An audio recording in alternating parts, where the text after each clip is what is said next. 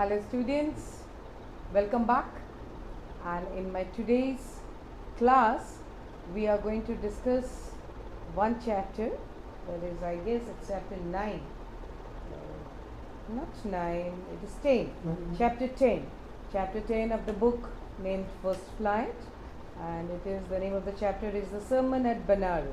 Okay, it is one of the Jatakas of Buddhism literature. You must have read this story before also, and I feel the more we read this story, the more enlightened we feel. Okay, this chapter is a bit philosophical. It is dealing with death, pain, suffering. Basically, in this chapter we come to know about the 4 great sights of Gautam Buddha, and then one very important episode, that is Kissa Gautami. Okay, Gautam Buddha, as you all know, was born to a king. He was a prince. Okay, and at the age of 25, he left everything, went in search for the answers. He kept on roaming for 7 years. Finally, at Gaya, Bodh Gaya, he got enlightened. He got the answers to the questions he was seeking, and then thereafter, he gave his first sermon at Banaras. Okay, the old name of Banaras is Kashi, students. Very old city. A very old city, not only an old city, but a very prominent and important city for Indians. Okay, so that is how we are going to start the chapter, students. And in this sermon, he has told about lots and lots of things, like how a person should be living a life, how a person should not get more disturbed with pain, suffering, death, and then he is trying to explain in this chapter. Okay, so let's see. I'll read a very short chapter. I'll read the paragraphs and I'll then keep on explaining. Gautam Buddha, 563 was born.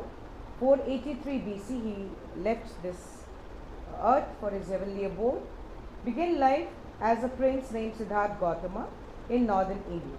At 12, he was sent away for schooling in the Hindu sacred scriptures, and for 4 years later, he returned home to marry a princess.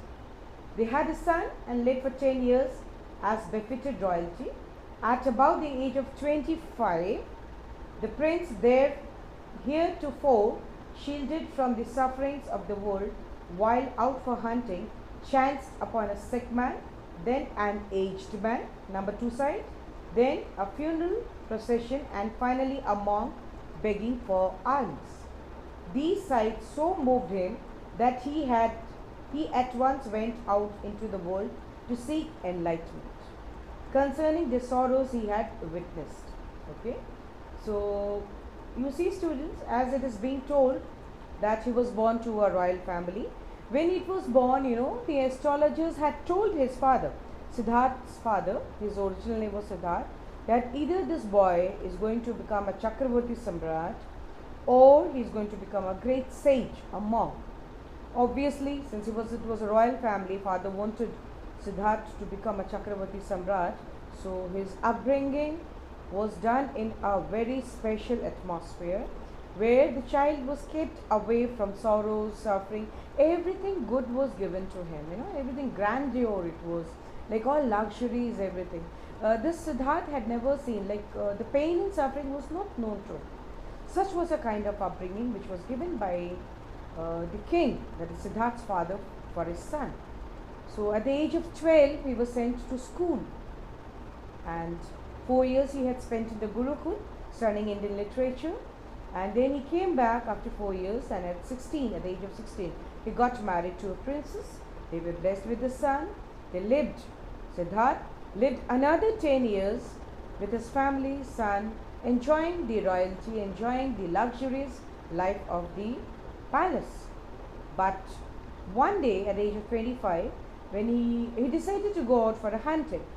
So when he went for a hunting, the 4 sights, which are also called as the 4 great sights in Buddhism, he saw first a sick man. Then he saw one diseased man, old man. Okay, sorry, first was sick man, second was an old man. Third sight which he saw was a procession, funeral procession. The dead body was being carried. And the last sight which he saw was a monk begging for alms. Alms are nothing but bhiksha, which we say in Hindi. Now, all these sights he had never seen pain and suffering, because he was kept away from all these pains and sufferings. A very nice and happy-go environment he was brought up. So these sights, really troubled him a lot. Now he started seeking answers for these questions. He went place to place. He moved to many cities. Students, he left the palace in one instance, denounced the world. Okay, he just denounced and left everything: his child, his wife, the luxuries, comforts, everything he left, and went on with the search for the answers to the questions. Like, what is pain? What is suffering? Why do we get old? Why do we die? How can a person become free of all these things?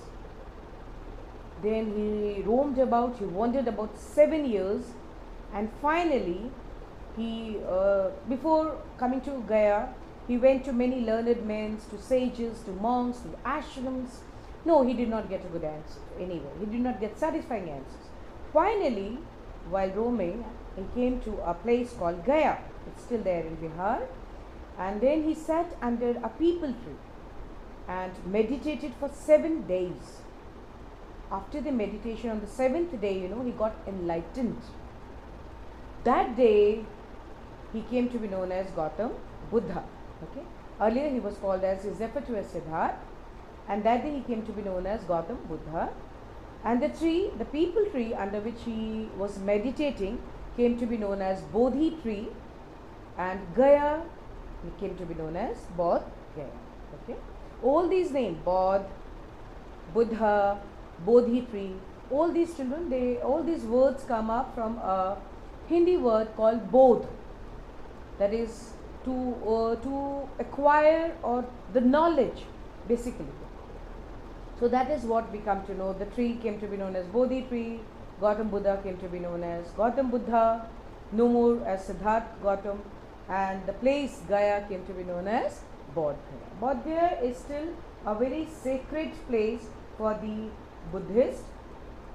So this is what NCERT questions comes a lot on this, students, like when was Siddhartha called as Gautam Buddha, or how did Gaya came to be known as Bodh Gaya, then why peepal tree came to be known as Bodhi tree. Okay, so I have already explained the next paragraph, so let's read it out. He wandered for 7 years and finally sat down under a peepal tree, where he vowed to stay. Vowed means promised to stay unless and until he is getting the answers. Vowed to stay until enlightenment came. Enlightenment after 7 days, he renamed the tree the Bodhi tree, that is the tree of wisdom, and began to teach and to share his new understandings. Understandings about what, children? Understandings about pain, suffering, birth, death, all these things. At that point, he became known as the Buddha, the awakened or the light. Buddha means the awakened or enlightened. The Buddha preached his first sermon at the city of Benares. So after getting enlightened, he decided that he is going to share his answers or findings with the people. So he decided to give the first sermon. Sermon word in Hindi we call it as Updesh. Okay? He decided to give his first sermon on the banks of river Ganga in Kashi. As I told you, Kashi or Benares or Varanasi, what we may call, is a very old city, students. So most holy of the dipping places on river Ganges or Ganga, the sermon has been preserved and is given here. The first sermon which he gave is given in this, is preserved. It's a very important part of the Buddhist literature, and we have in this chapter also what is given. It reflects the Buddha's wisdom about one inscrutable kind of suffering. Now, inscrutable kind of suffering is nothing but death. Okay. So now we come to something called Kissa Gautam. Okay. So let's see now what is Kissa Gautami, students. So Kissa Gautami had only son, and he died. In her grief, she carried the dead child to all her neighbors, asking them for medicine, and the people said, She has lost her senses. The boy is dead. At length, Kissa Gautami met a man who replied to her request, I cannot give thee medicine for thy child, but I know a physician who can. And the girl said, pray, tell me, sir, who is it? And the man replied, go to Sakya Muni, the Buddha. Kissa Gautami repaired to the Buddha and cried, Lord and Master, give me the medicine that will cure my. So the language is self-explanatory, students. So this lady, Kissa Gautami, had lost her only child, only son, and she begged with people, neighbors, everyone, so that anyone could give her medicine so that she could revive her son, make her dead son alive. People called her mad, they made fun of her because people knew the child is dead and no one can make a dead person alive, isn't it? So she went to one person and one person said, I cannot give you medicine, but definitely I can tell you about a person, about Sakya Muni, who seemed to be very enlightened, and maybe this person can give life to your son. So she said, yes, please tell me. So she went to Gautam Buddha and she requested Gautam Buddha to please make her son alive. Okay. Then Gautam Buddha or Buddha answered, I want a handful of mustard seed. And when the girl in her joy promised to procure it, the Buddha added, the mustard seeds must be taken from a house where no one has lost a child, husband, parent or friend. So see, students, she is going to Gautam Buddha and Gautam Buddha, she is requesting Gautam Buddha, please make my child alive. Gautam Buddha said, okay, please get me a handful of mustard seeds. It was not a big deal. And she said, yes, I'll get it, no worries. Immediately she set out. But then Gautam Buddha gave her the second instruction. Now in the second instruction, Gautam Buddha said, you need to get the mustard seeds from the house where death has never struck, or the house who has never lost any near or dear ones, in the form of mother, father, brother, sister, uncle, auntie, nana, nani, dada, dadi, whatsoever. Okay. So the first condition was get a mustard seeds, handful of mustard seed, and the second was that she has to get this mustard seed from the house where death has never occurred. Okay. This poor girl, this poor lady, Kissa Gautami, in her grief did not realize the depth or gravity or the importance of the second instructions, and she set out to get this handful of mustard seeds. Poor Kissa Gautami now went from house to house, and people pitied her and said, here is mustard seed, take it. But when she asked, did a son or daughter or father or mother die in your family? They answered her, alas, the living are few, but the dead are many. Do not remind us of our deepest grief. And there was no house, but some beloved one has died. So Kissa Gautami is going from house to house asking for handful of mustard seeds. She is getting handful of mustard seeds, no worries. But when she is asking the second question, has anyone died in your house? Then everyone is telling, yes, someone or the other has died. Then they also say that there are more deaths than the people, those who are alive. So what happened? She became tired. Let's see the next para. Kissa Gautami became weary and hopeless and sat down at the wayside watching the lights of the city as they flickered up and were extinguished again. Poor lady, she got tired, students, moving from one house to another, and then evening came. She sat on the wayside. The lights started flickering in the city. After some time it was night, and then the light went out. So, but she could not get handful of mustard seed from the house where no death has occurred. At last the darkness of the night reigned everywhere. Everywhere it was dark. And she considered the fate of men, that their lives flicker up and then extinguish. So this girl, lady, realized that whosoever is born will die. Life is nothing but flickering of the light. After some time it will be out. it will get extinguished. That means death. And she thought to herself, how selfish am I in my grief? Death is common to me. That was the point. Kissa Gautami realized that she was being selfish in her grief for her son, and she did not realize the universal truth that death is common to all. It has to come. Whoever is born will die. Yet in this valley of desolation, there is a path that leads him to immortality who has surrendered all selfishness. Okay? So she says that in this valley of desolation, there is a path. We are talking about nirvana, students.